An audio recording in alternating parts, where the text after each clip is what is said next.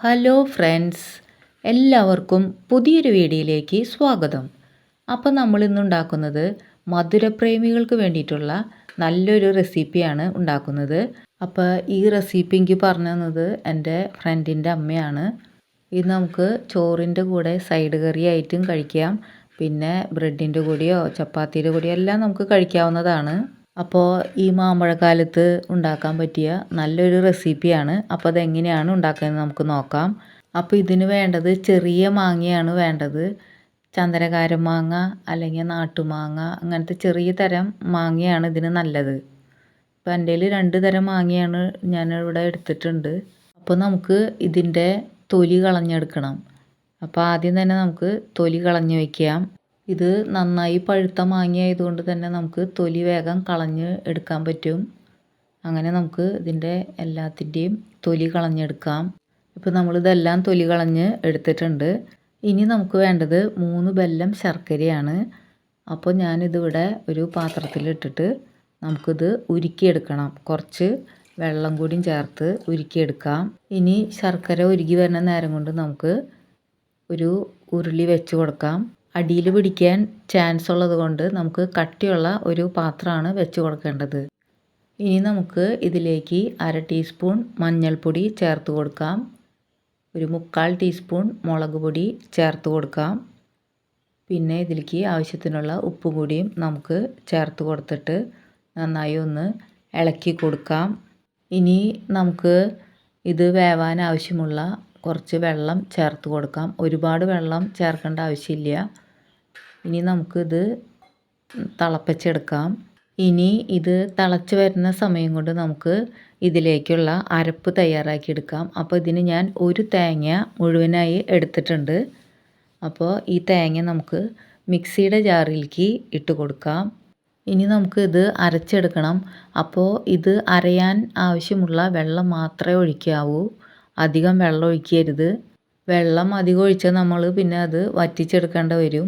ഇപ്പോൾ തേങ്ങ നന്നായി അരച്ചിട്ടുണ്ട്. ഇതിലേക്ക് നമുക്ക് 3/4 ടീസ്പൂൺ കടുക് ചേർത്ത് ഒന്ന് ക്രഷ് ചെയ്തെടുക്കാം. ഇനി നമുക്കിതൊരു പാത്രത്തിലേക്ക് മാറ്റി വയ്ക്കാം. ഇപ്പോൾ നമ്മുടെ മാമ്പഴം എല്ലാം തിളച്ച് വന്നിട്ടുണ്ട്. ഇനി ഇതിലേക്ക് ചേർത്ത് കൊടുക്കേണ്ടത് കറിവേപ്പിലയാണ്. ഞാനതിവിടെ ചേർത്ത് കൊടുക്കാൻ വിട്ടുപോയി. ലാസ്റ്റാണ് ഞാൻ പിന്നെ അത് ചേർത്തത്. അപ്പോൾ ഇതിലത്തെ വെള്ളമെല്ലാം നമുക്ക് വറ്റിച്ചെടുക്കണം.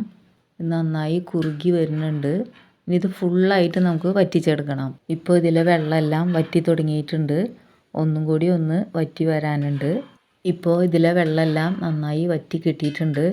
ഇനി നമുക്ക് ഇതിലേക്ക് ഉരുക്കി വെച്ചിട്ടുള്ള ശർക്കര നമുക്ക് ഇതിലേക്ക് അരിച്ചിട്ട് ഒഴിച്ചു കൊടുക്കാം. ഇപ്പോൾ നമ്മൾ ശർക്കര ഉരുക്കിയത് മുഴുവനും ഇതിലേക്ക് ഒഴിച്ചു കൊടുത്തിട്ടുണ്ട്. ഇനി നമുക്കിത് ഒന്നുകൂടിയും ഇതിൽ കിടന്ന് തിളപ്പിച്ചെടുക്കാം. ശർക്കര ഒഴിച്ചു കൊടുത്തതിന് ശേഷം നന്നായി നമുക്കിതൊന്ന് ഇളക്കി മിക്സാക്കി എടുക്കാം. ഇനി ഇതിവിടെ കിടന്ന് തിളച്ച് വറ്റി വരണം. ഇപ്പോൾ ഇത് നന്നായി തിളച്ചിട്ടുണ്ട്. ഇനി ഈ ശർക്കര നീരെല്ലാം ഈ മാങ്ങയിലേക്ക് പിടിക്കണം. ഫുള്ളായിട്ട് നമുക്കിത് വറ്റിച്ചെടുക്കണം. മധുരം അധികം താല്പര്യമില്ലാത്തവർക്ക് ഒരു ബെല്ലം കുറച്ച് ചേർത്താൽ മതി. ഇതിപ്പോൾ നല്ല മധുരത്തിലാണ് ഞാനിവിടെ ഉണ്ടാക്കുന്നത്. ഇപ്പോൾ ശർക്കര കുറുതായി വന്നിട്ടുണ്ട്. ഇനി ഇത് ഫുള്ളായിട്ട് നമുക്ക് വറ്റിച്ചെടുക്കണം. ഇത് ഉണ്ടാക്കാൻ വളരെ എളുപ്പമാണ്. ഈ ശർക്കരയിലെ വെള്ളം വറ്റിച്ചെടുക്കാനുള്ള സമയമാണ് നമുക്ക് കൂടുതൽ വേണ്ടി വരുന്നത്. ഇപ്പോൾ നമ്മുടെ ശർക്കര അതേ നന്നായി വറ്റി തുടങ്ങി. ഈ ശർക്കരയിലെ മധുരം മുഴുവനും ഈ മാങ്ങയിലേക്ക് പിടിച്ച് കിട്ടണം. ഇപ്പോൾ അതേ കണ്ടോ, നന്നായി ഇത് വറ്റി വന്നിട്ടുണ്ട്. ഇനി നമുക്ക് ഇതിലേക്ക് ചേർത്ത് കൊടുക്കേണ്ടത് നമ്മളിവിടെ അരച്ച് വെച്ചിട്ടുള്ള തേങ്ങയാണ്. തേങ്ങയും കടുകും കൂടി നമ്മൾ അരച്ച് വെച്ചിട്ടുള്ളത് ഇതിലേക്ക് നമുക്ക് ചേർത്ത് കൊടുക്കാം. ഇനി നമുക്ക് ഇത് നന്നായി മിക്സാക്കി എടുക്കാം.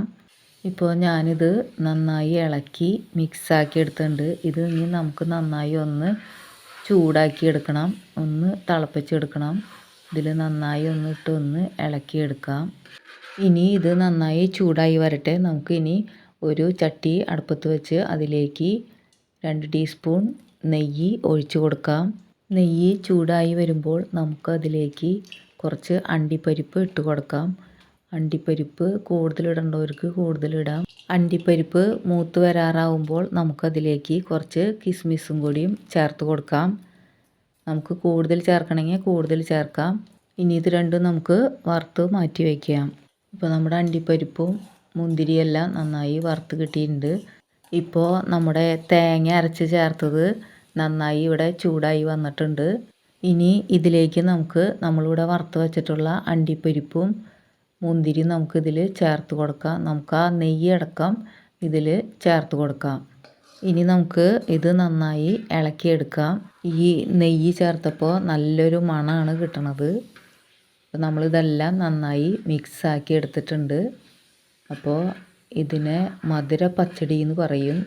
നല്ല ടേസ്റ്റാണ്. നമുക്ക് ഇത് ചോറിൻ്റെ കൂടെ സൈഡ് കറി ആയിട്ടൊക്കെ കഴിക്കാൻ പറ്റും. അണ്ടിപ്പരിപ്പില്ലാത്തവർക്ക് തേങ്ങക്കൊത്ത് വറുത്ത് ചേർക്കാവുന്നതാണ്. അപ്പോൾ ഇത് നല്ല ടേസ്റ്റാണ്. അപ്പോൾ എല്ലാവരും ഒന്ന് ട്രൈ ചെയ്ത് നോക്കണേ. അപ്പോൾ വീഡിയോ ഇഷ്ടമായാൽ ലൈക്ക് ചെയ്യണേ, ഷെയർ ചെയ്യണേ, സബ്സ്ക്രൈബ് ചെയ്ത് സപ്പോർട്ട് ചെയ്യണേ. അപ്പോൾ അടുത്ത വീഡിയോയുമായി വീണ്ടും കാണാം. Thank you for watching.